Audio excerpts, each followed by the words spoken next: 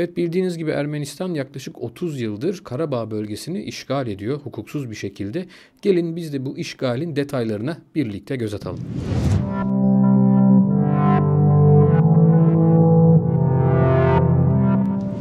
Öncelikle Karabağ bölgesini sizlere anlatalım. Bu bölgenin tam olarak nerede olduğunu pek çok kişi de bilmiyor ne yazık ki. Karabağ, Azerbaycan'da Kür ve Aras nehirleri ile Ermenistan sınırları içerisinde bulunan Gökçe Gölü arasındaki dağlık bölge ile buraya bağlı ovalardan, daha sonra Ağdam, Kelbecer, Laçın, Cebrail, Fuzuli, Gubadlı ve Zengilan gibi yerleşim yerlerinden oluşan bir bölge. Dağlık Karabağ ise yaklaşık 18 bin kilometre karelik Karabağ bölgesinin 4000 kilometre karelik kısmını kapsıyor.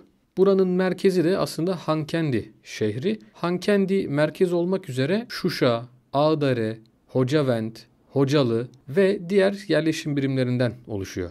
Çeşitli yeraltı kaynakları, altın, bakır ve çeşitli madenlerin bulunduğu Dağlık Karabağ, Ermenistan ve İran'ı kontrol edebilecek jeopolitik konuma sahip. Bugün Azerbaycan'ın yaklaşık %20'sini oluşturan bu bölge Ermenistan işgaliyle karşı karşıya.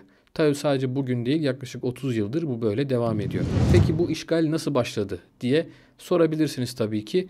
İlk önce bölgedeki Ermeni nüfus gerekçe gösterilerek 1923'te Dağlık Karabağ'a idari özellik verilmesi tavsiye edilmişti. Böylelikle Dağlık Karabağ bölgesi Sovyetler döneminde Azerbaycan'a bağlı özerk bir vilayet haline geldi.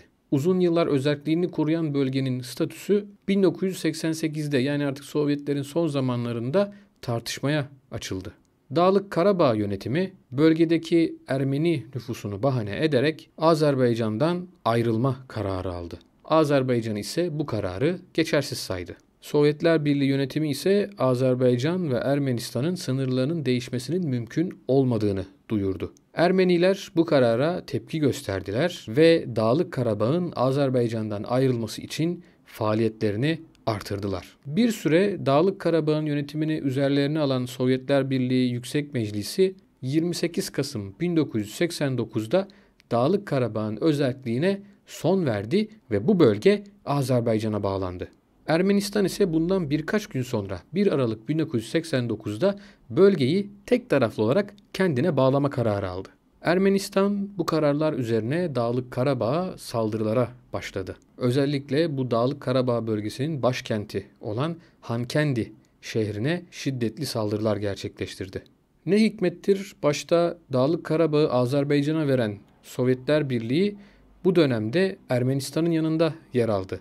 Rusya'nın desteğini alan ve Azerbaycan'ın da hazırlıksız yakalanmasını fırsat bilen Ermenistan, Dağlık Karabağ ve çevresinin işgali sürecini hızlandırdı.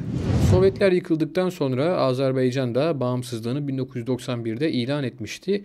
Bununla beraber Ermenistan da Dağlık Karabağ bölgesinde Dağlık Karabağ Cumhuriyeti'ni ilan etti. Bölgede çatışmalar giderek artarken Ermenilerin günler süren saldırıları sonucunda 28 Aralık 1991'de Hankendi şehri Ermeniler tarafından işgal edildi. Sonrasında ise hala Türk dünyasının kalbinde tazeliğini koruyan Hocalı katliamı gerçekleşti. Aylar süren saldırılarını 25 Şubat 1992'de yoğunlaştıran Ermeniler gece vakti Rus ordusunun da desteğini alarak üç koldan bölgeye saldırdılar. Sadece işgalle kalmayan Ermeniler sivilleri de toplu şekilde katlederek, esirlere acımasızca işkenceler yaparak 20. yüzyılın en kanlı katliamlarından birine imza attılar. Hocalı'daki bu katliamda 63'ü çocuk, 106'sı kadın olmak üzere toplamda 613 kişi katledildi.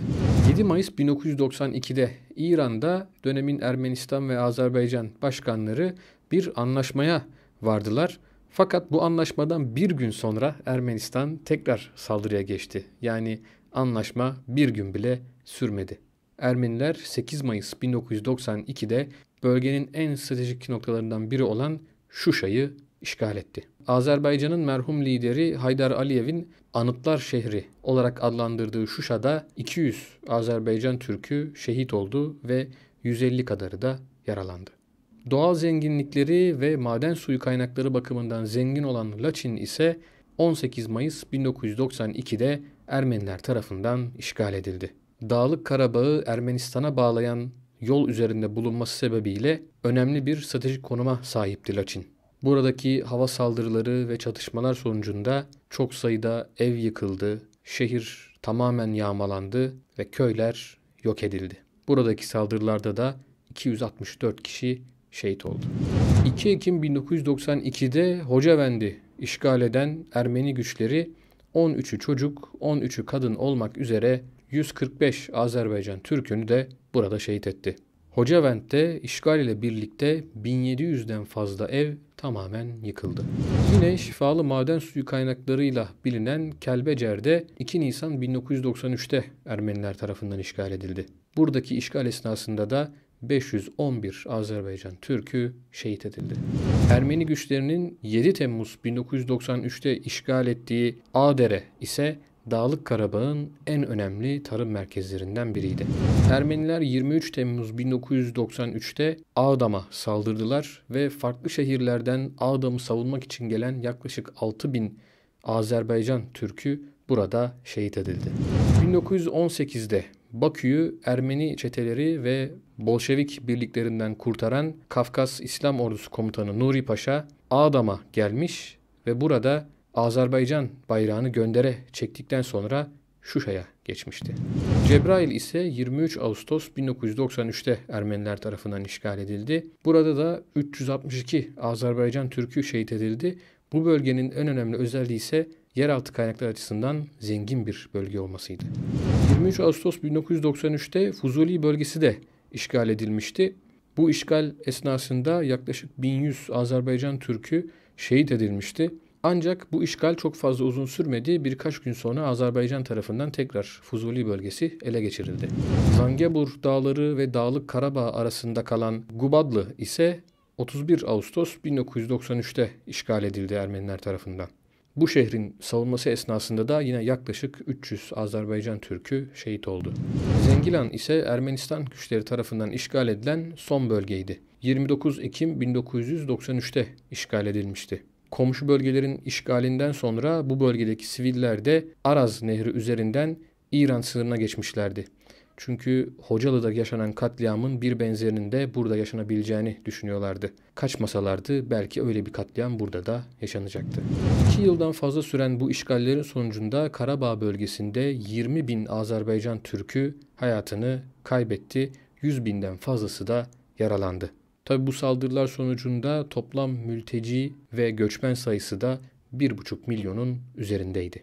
Ayrıca bu bölgelerde 7.000 üzerinde devlet dairesi, 750 okul, 680 tıp merkezi ve 1 milyon hektardan fazla tarım arazisi zarar gördü. Tabi bu bölgede çok önemli tarihi ve kültürel varlıklar da vardı. Ermenistan güçleri bunları da harap etti, çoğuna zarar verdi. Toplam 950 kütüphane, 44 mabet ve 9 mescit tamamen harap oldu. Uluslararası hukuku hiçe sayarak hala işgaline devam ettiren Ermenistan'ın bölgede oluşturduğu toplam maddi kaybın ise 350 milyar dolar olduğu düşünülüyor.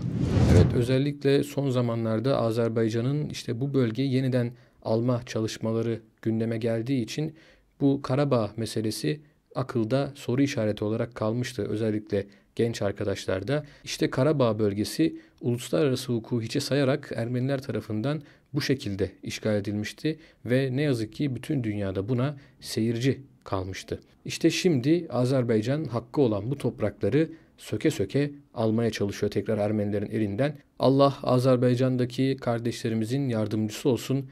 Tez zamanda onlara zafer nasip etsin inşallah.